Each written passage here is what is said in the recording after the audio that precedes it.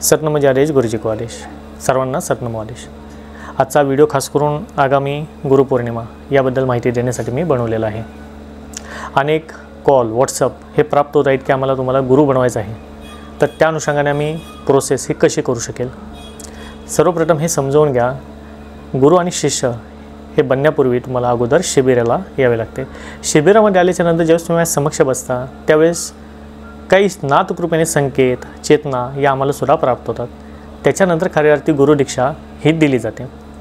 बरं, आता गुरुदीक्षा ही देण्याच्या पूर्वी आता येणारी गुरुपौर्णिमा याबद्दल आपण थोडंसं बोलूयात। गुरुपौर्णिमा खऱ्या अर्थी दिवस हा नक्की कोणाचा आहे? गुरुची गरज कोणाला लागलेली नाही आहे। मनुष्य देहामध्ये दैवी अवतारांनी सुद्धा ज्यावेळेस अवतार कार्य केले, अवतार घेतला, त्यावेळेस सुद्धा देवतांनाही गुरु धारण करावे लागलेले होते। भले हे प्रभू रामचंद्र असतील, प्रभू श्रीकृष्ण असतील किंवा देवतांचा मनुष्य देहामधला कोणताही अवतार असेल। बरं, मनुष्य देहामध्येच फक्त गुरु होतात का? पहा, देवी देवता असेल, गंधर्व असेल, यक्ष असेल, यांनी सुद्धा गुरु केलेले विधान आम्हाला शास्त्रामध्ये सापडतात। गुरु आणि शिष्य ही प्रणाली, ही परंपरा अनादी कालापासून चालत आलेली आहे। म्हणजे भगवान आदिनाथ शिव यांच्यापासून ही खऱ्या अर्थी चालत आलेली परंपरा आहे। भगवान दत्तात्रेय यांच्यापासून चालत आलेली ही परंपरा आहे।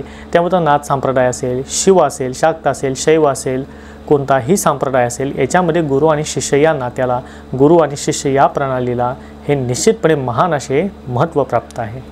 याच अनुषंगाने आगामी 10 तारीख म्हणजे गुरुपौर्णिमा ही शिष्यांची खऱ्या अर्थी गुरुप्रती व्यक्त केलं जाणारं प्रेम किंवा शिष्यांचा गुरुप्रती व्यक्त केला जाणारा कृतज्ञतेचा हा दिवस मानला गेलेला आहे। पहा, जरी मी तुमचा गुरु नसेल, परंतु ज्या ऑनलाईन दीक्षा तुम्ही आजपर्यंत माझ्याकडनं प्राप्त केल्या, मग याच्यामध्ये गणेश हृदय असेल, नारायण कवच असेल, हनुमान कवच असेल, बजरंग बाण असेल, गणेश हृदय असेल, चंडी कवच असेल, शाबरी कवच असेल, शिव महापंचाक्षरी असेल, यानं त्या दीक्षेच्या माध्यमातून मी सदैव तुमच्याशी कनेक्टेड राहिलेलो आहे। तुमच्या कल्याणाची मनोकामना संकल्पाच्या मार्फत, संकल्पाच्या दृष्टिकोनातून मी सदैव पूर्ण करण्याचा प्रयत्न केलेला आहे, हे तुम्ही सर्वजण जाणून आहात।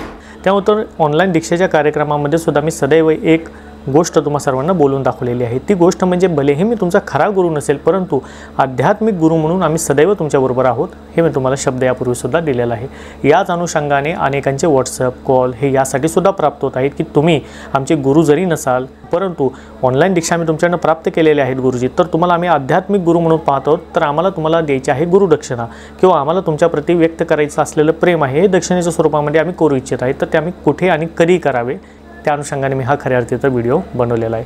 पहा, व्हिडिओ बनवण्यामागे कोणतंही मोठं रिझन आज मुळात नाहीच आहे, पण तुमचं माझ्यावरती असलेलं जे प्रेम आहे किंवा जे तुम्ही मला आध्यात्मिक गुरु म्हणून जो केलेलं तुम्ही माझं स्वीकार्य आहे, त्या अनुषंगाने मी खऱ्या अर्थीचा हाच व्हिडिओ बनवत आहे।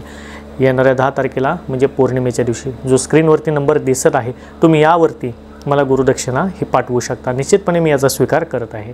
शेवटी पहा, दक्षिणा देणं याला विशेष महत्त्व या गुरुपौर्णिमेच्या दिवशी आहेच आहे। शिवाय दक्षिणा हा सुद्धा एक पद्धतीचं केलं जाणारं दानच आहे। आपल्यापाशी असलेली लक्ष्मी, आपल्यापाशी असलेलं धन वैभव, याच्यातनं आपण ज्यावेळेस जसं आपल्याला शक्ती आहे किंवा आपली जेवढं सामर्थ्यता आहे त्या अनुषंगाने जेवढं तुम्ही दान करत असता, त्या केल्या जाणाऱ्या दानामुळे आपल्यापाशी असलेली लक्ष्मी, पैसा हा सदैव पवित्र राहतो, हा कधीही क्षय होत नाही। उलट तुमच्यापाशी असलेला पैसा, लक्ष्मी ही डबल स्वरूपामध्ये परत तुम्हाला शुद्ध होऊन मिळते, हे सुद्धा विधान दान किंवा याचं धर्मामध्ये आम्हाला पाहायला मिळते। त्यामुळे तुम्ही करत असलेली दक्षिणा हे कुठे ना कुठे एक पद्धतीचं दान आहे जे तुम्ही तुमच्या गुरुप्रती करतात। ज्या अनुषंगाने ऑनलाईन दीक्षेच्या माध्यमातून किंवा ऑनलाईन दीक्षा देत असताना ज्यावेळेस मी तुमच्या नावाचा संकल्प सोडलेला असेल, तुमच्या संकल्पाद्वारे जी मनोकामना किंवा संकल्पाद्वारे मी तुमच्याप्रती केले जाणारी कोणतीही प्रार्थना हे तुम्हाला फलित होण्यासाठी ही निश्चितपणे यशाला आलेली आहे। त्याचं हे द्योतक किंवा प्रतीक आहे की अनेकांना ज्या दीक्षा तुम्ही घेतल्या, भलेही कोणतीही दीक्षा ऑनलाईन स्वरूपामध्ये तुम्ही घेतली, पण कुठे ना कुठे ते यश तुम्ही पाहिलेलं आहे।